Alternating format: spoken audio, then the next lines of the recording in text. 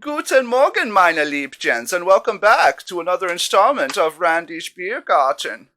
So lovely to join you for another discussion of brews and reviews. And it's just an unseasonably lovely warm day here in northeastern Pennsylvania. It's going to be in the mid to upper 70s all week, so we got a little bit of a heat wave. Heat wave's been knocking me out.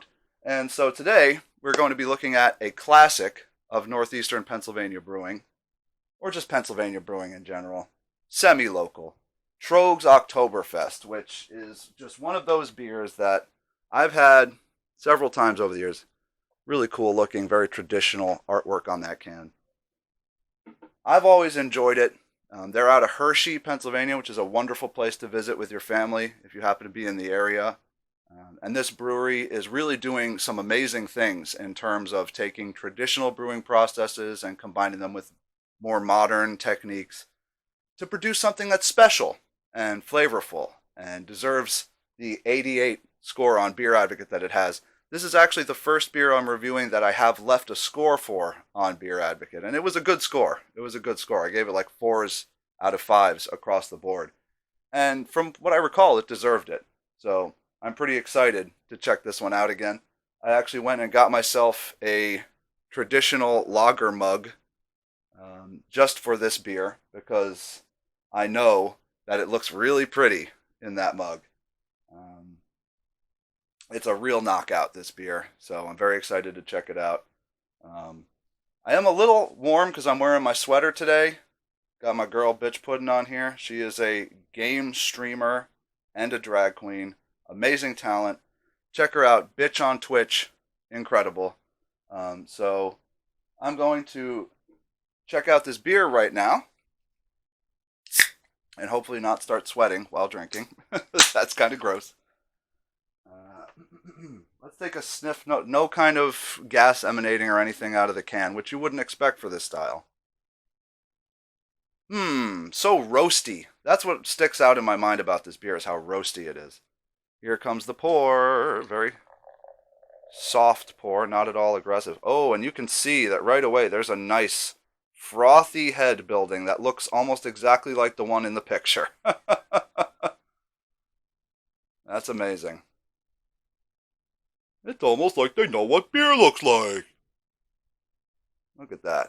Wow. Like that's gorgeous. Absolutely beautiful. Like, ooh, oh, it's cascading. Got a little bit of cascading foam. It's a first on this channel. This is, ooh, and the foam tastes nice. It's got a sort of almost like a honey characteristic to it. Ooh, boy.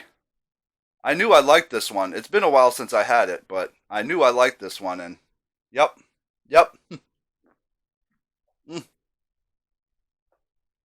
Just that frothy head is so, it's got, just the head has like notes in it of like dough and pretzel. Wow. It's so, like pretzel salt, you know? This is just an incredible beer. I've barely tasted it or smelled it yet, and I'm just like all about it. This is very good stuff. I'm just gonna set that down for a second because I got a little bit on my fingers. I'm gonna wipe it off on this towel I got down here, specifically for that purpose. And so, wow. I'm so glad I used a lager mug for this. It deserves it. This is a gorgeous beer to look at. Like, this is what Oktoberfests are in your dreams. If you dream about beer, and I do, this is what an Oktoberfest would look like. This is like a 4-finger head on top of a glorious amber color, like perfectly amber, not too pale, not too dark. Couple bubbles rising up there, not too many, just a few. It just nails the appearance. 10 out of 10 for appearance.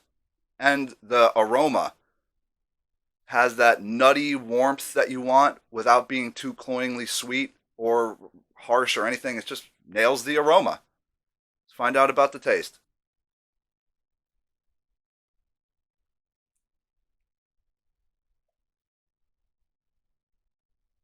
Wow. It's like a stone wheat cracker with a little bit of pepper and a little bit of like lemon, maybe. It's really like there's zest, there's herbal undertones. This is, I mean, it doesn't call itself a Martzen, so I guess that's not technically what it is, which makes some degree of sense because it doesn't taste anything like the Yingling Oktoberfest, which was very traditional. This you can tell. I mean, there's tradition, but there's also a little twist on that tradition that makes this such a banger. Like this is way better than that Devil's Backbone O Fest lager we looked at, which was kind of similar in that it wasn't a Martzen, but that thing just was so boring, to be frank, in comparison with this. Like, I was just watching a video of Tony Levin playing bass with King Crimson, and like that dude was blowing my mind with all of his technique. And like this would be the Tony Levin bass player of Oktoberfests.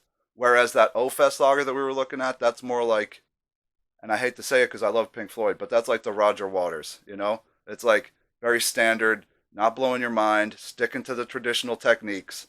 This is like, it's got all of that, but it's also got extra. There's more to it. There's some funk to it. There's some danger to it. Look how much lacing it's leaving. It's crazy.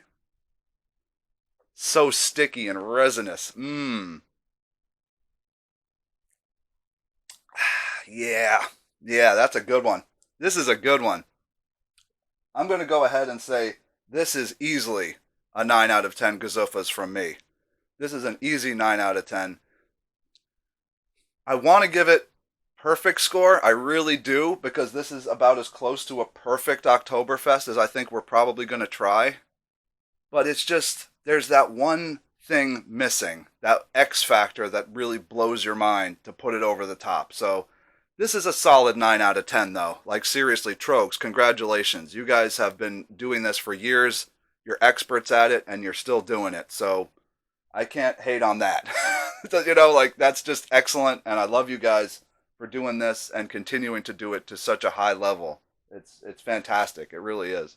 Yeah, 9 out of 10 Gazufas, probably the best Oktoberfest we've tried so far. And thanks for joining me here in Randy's Beer Garden.